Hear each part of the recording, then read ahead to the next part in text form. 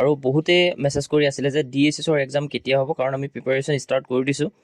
আৰু ইয়াতে যদি জনা যায় DSSৰ ফালৰ পৰা কোনো ধৰণৰ অফিচিয়েল এতিয়ালৈকে আপডেট অহা নাই, কিন্তু এটা কথা ক'ব পাৰি যে ফেব্ৰুৱাৰী মাহতে এক্সামটো হ'ব পাৰে, অৰ্থাৎ ফেব্ৰুৱাৰীত যদি এক্সামটো নহয় ইলেকশ্যনৰ পাছতে এক্সামটো হোৱাৰ চান্স আছে। আৰু ইয়াৰ বাহিৰে আমি যদি DSSৰ কাৰণে প্ৰিপাৰেশ্যন কৰি থাকোঁ, তেতিয়া আমাৰ কাৰণে কি কৰিব লাগিব, অৰ্থাৎ কি আমি পঢ়িব লাগিব, আৰু লগতে ইয়াৰ বাবে আমি কি অভ্যাস কৰিলে আমাৰ এক্সামৰ ক্ষেত্ৰত কোনো ধৰণৰ কনফিউজ নাথাকে আৰু ভালকৈ প্ৰিপাৰেশ্যন কৰিব পাৰিম। যিহেতু ইয়াতে বায়'লজি চেপ্টাৰ, ফিজিক্স, কেমেষ্ট্ৰি বিভিন্ন ধৰণৰ কুৱেশ্যন এড হয়, আৰু সেই 2-3টা কুৱেশ্যনৰ কাৰণে আমি বহুত বেছি চাব লগা হয়। বায়'লজি বা ফিজিক্স বা কেমেষ্ট্ৰি সৰু সৰু কনচেপ্টবিলাক আহে, আৰু তাৰ বাবে মই ইয়াতে আপোনালোকক কিছুমান প্লে'লিষ্ট প্ৰেফাৰ কৰিম আৰু আপোনালোকে চাব পাৰিব। লগতে এতিয়া আমাৰ প্ৰথম হেবিটটো কি হ'ব, আমি সদায় ডেইলি এটা এটা মক টেষ্ট দিব লাগিব। আৰু এই মক টেষ্টবিলাক আমি যিহেতু অসমত লাভ নকৰোঁ, অসমত আমি লাভ কৰিলেও ধৰি লওক 15টা 10টা মক টেষ্ট লাভ কৰিম, কিন্তু তাৰ বাবে আমি বহুত বেছি মক টেষ্ট ক'ৰ পৰা দিম। এতিয়া চাওক, চেণ্ট্ৰেলৰ যিবিলাক SSC এক্সাম হয়, সেই SSC এক্সামবিলাকত ইয়াৰ বাবে বহুত বেছি এক্সামৰ কাৰণে মক টেষ্ট থাকে, আৰু আমি যিহেতু DSS এক্সামৰ মক টেষ্টবিলাক নাপাম, তেনেহ'লে কি প্ৰেক্টিচ কৰিম। চাওক, আমি বিশেষকৈ যেতিয়া আমাৰ টেক্সট বুক বুলি এটা এপ্লিকেশ্যন আছে, টেক্সট বুকত যেতিয়া আমি চাৰ্চ কৰিম, তাতে যদি চোৱা যায় যে বায়'লজি প্ৰেক্টিচ ছেট, অৰ্থাৎ বায়'লজি প্ৰেক্টিচ কুৱেশ্যন আমি বহুত বেছি পাম। আমি যেতিয়া ধৰি লোৱা ভিডিঅ'টো পঢ়াৰ পাছতে আমি কি কৰোঁ, প্ৰেক্টিচৰ কাৰণে আমাক যিহেতু লাগে, আৰু লগতে মেথছ বা ৰিজনিং প্ৰেক্টিচৰ কাৰণে লাগে। চ' সেইকাৰণে আপোনালোকে SSC যিখিনি ধৰি লোৱা SSC GD যিবিলাক এক্সাম আছে, সেই এক্সামবিলাকৰ PYQ বিলাক আপোনালোকে প্ৰেক্টিচ কৰিব পাৰে, আৰু লগতে তাত যিবিলাক মক টেষ্ট আছে, মক টেষ্টবিলাক যিমানবাৰ হৈছে এক্সামৰ সকলোবিলাক আপোনালোকে প্ৰেক্টিচ কৰিব পাৰে।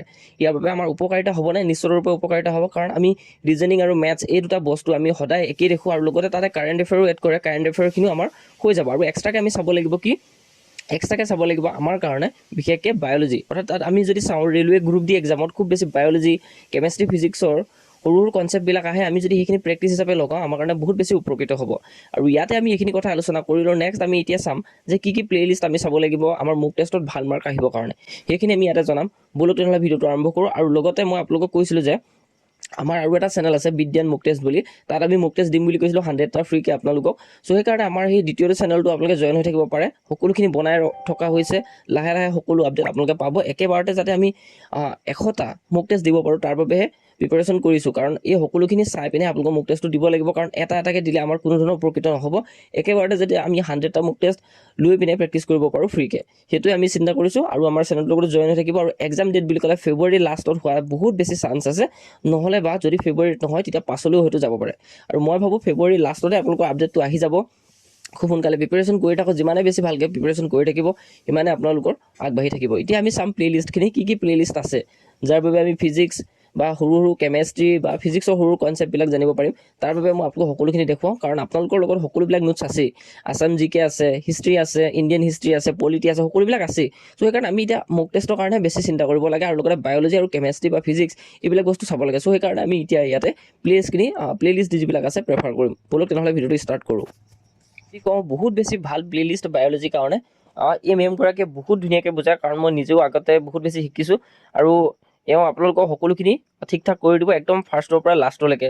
যিহেতু ভাওনা মেম বুলি কয়, আৰু ভাওনা মেমে সকলোখিনি ধুনীয়াকৈ আপোনালোকক পঢ়াব। একেবাৰে যদি আমি ইয়াতে ডিজিজৰ পৰা আদি কৰি সকলোখিনি আমি জানিব পাৰিম। ইয়াৰ বাবে ইয়াতে আছে টোটেল 44টা লেচন আছে। আপোনালোকে বহুত বেছি স্পীড কৰি পিনে চাব পাৰে, বহুত বেছি ভাল হয়। আৰু তেনেধৰণে কেমেষ্ট্ৰি বা ফিজিক্সৰ কাৰণে কোন টিচাৰ আছে বহুত বেছি ভালকৈ পঢ়ায়, সেইখিনি আমি ইয়াতে ডিছকাছ কৰিম। আৰু ফিজিক্সৰ কাৰণে একদম বিখ্যাত, বহুত বেছি বিখ্যাত টিচাৰজনে হৈছে এই ছাৰজন। আপোনালোকক বহুত ধুনীয়াকৈ শিকাব, বহুত ধুনীয়া কনচেপ্ট শিকায়। ধৰ্মেন্দ্ৰ ছাৰ হয়, যিসকলে যিহেতু তেওঁৰ পৰা প্ৰিপাৰেশ্যন কৰি আছে তেওঁক চিনি পাব নিশ্চয়ৰূপে। বহুত ধুনীয়াকৈ কনচেপ্টবিলাক বুজায়। আপোনালোকে যদি স্কুলত বুজি পোৱা নাছিলে ফিজিক্স কেনেকুৱা ধৰণৰ হয়, কিন্তু ইয়াতে বুজি পাব বহুত ধুনীয়াকৈ। আৰু বহুত সৰু সৰু কনচেপ্টবিলাক আহে, সেইবিলাকে আপোনালোকক শিকাব ধুনীয়াকৈ। আৰু কেমেষ্ট্ৰিৰ কাৰণে আমি চাম কোন টিচাৰ বহুত বেছি ভাল হয়। আৰু এইকেইটা প্লে'লিষ্ট আপোনালোকে নিশ্চয়ৰূপে বিচাৰিব, বহুত ধুনীয়াকৈ আপোনালোকে প্ৰিপাৰেশ্যন কৰোঁতে গম পাব যে বহুত ধুনীয়া শিকায়। নেক্সট হৈছে কেমেষ্ট্ৰিৰ কাৰণে বহুত ধুনীয়া ফাউণ্ডেশ্যন বেটছ এটা আছে RW SSC এক্সামৰ কাৰণে ইয়াতে উল্লেখ কৰিছে। আৰু ইয়াতে ৰিয়েকশ্যনৰ কিছুমান কুৱেশ্যন আহে সৰু সৰু, আৰু টেবুলখন আমি কেনেকৈ মনত ৰাখিম সকলোবিলাক আপোনালোকক ট্ৰিক লগাই পিনে শিকাব, আপোনালোকে শিকিব পাৰে। এই ছাৰজনে বহুত ধুনীয়া শিকায়। ৰাহুল ছাৰ হয়, ৰাহুল পাল্লিৱাল ছাৰ হয়, বহুত ধুনীয়াকৈ আপোনালোকে কৰি চাব পাৰে। এই তিনিটা কৰাৰ পাছত আপুনি মক টেষ্ট, এতিয়া মক টেষ্টবিলাক কেনেকৈ দিম, যিবিলাক ছেকশ্যনেল মক টেষ্ট থাকে সেই ছেকশ্যনেল মক টেষ্ট, যেনে ধৰি লওক আমি ৰিজনিঙৰ কাৰণে ছেকশ্যনেল মক টেষ্টখিনি দি শেষ কৰিলোঁ। তাৰপিছতে আমি কি কৰিম, মেথছৰ কাৰণে ছেকশ্যনেল মক টেষ্ট দিলোঁ, তাৰপিছত বায়'লজি ছেকশ্যনেল মক টেষ্ট দিলোঁ, ফিজিক্সৰ দিলোঁ, আৰু কেমেষ্ট্ৰি দিলোঁ। তাৰপিছত আমি কি কৰিম, আমি ফুল মুক টেষ্টলৈ যাম। তেনেধৰণে আপুনি মুক টেষ্টৰ ক্ষেত্ৰত বহুত বেছি আগবাঢ়ি থাকিব পাৰে। যদি আপুনি বেলেগৰ কাৰণে ৰখিব বিচৰা নাই, তেতিয়া আপুনি টেক্সট বুকৰ পৰা মুক টেষ্ট ল'ব পাৰে, বহুত ধুনীয়াকৈ আপোনালোকে শিকিব পাৰিব।